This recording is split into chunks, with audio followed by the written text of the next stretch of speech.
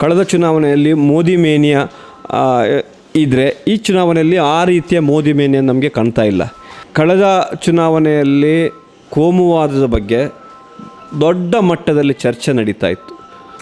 Communalism ಬಗ್ಗೆ ದೊಡ್ಡ ಚರ್ಚೆ ನಡೀತು. ಕೋಮುವಾದ ಬಗ್ಗೆ ಬಿ ಜೆ ಪಿನ ದೊಡ್ಡ ಎಜೆಂಡಾ ಅದು ಕೋಮುವಾದ ಆಗಿತ್ತು. ಅದು ಆ ಕಾರಣಕ್ಕಾಗಿ ಆಗ ಸಿದ್ದರಾಮಯ್ಯ ಸರ್ಕಾರ ಇದ್ದರೂ ಕೂಡ 26 ಕ್ಷೇತ್ರ ಬಿ ಜೆ ಪಿಗೆ, 1 ಕ್ಷೇತ್ರ ಕಾಂಗ್ರೆಸ್ಸಿಗೆ, 1 ಕ್ಷೇತ್ರ ಪಕ್ಷೇತರ, 1 ಕ್ಷೇತ್ರ JDS ಅನ್ನು ಅದು ವಿಜಯ ಸಾಧಿಸಿತು.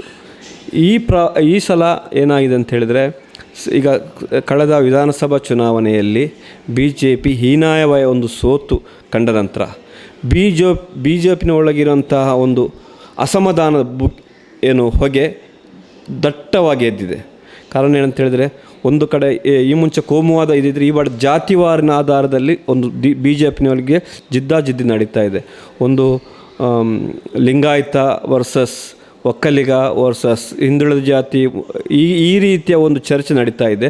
ಒಂದು ಗ್ರೂಪಿಸಮ್ನ ಒಂದು ಚುನಾವಣೆಯಲ್ಲಿ ಗ್ರೂಪಿಸಮ್ ನಡೀತಾ ಇದೆ.